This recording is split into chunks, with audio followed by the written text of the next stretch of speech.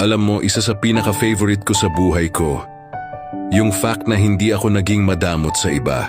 Hindi sa pera lang ha, kundi sa oras, sa effort, sa pag-intindi, at minsan, sa sarili kong lakas kahit pagod na ako. May mga pagkakataon na pwede akong tumalikod, pwede kong piliin yung sarili ko lang.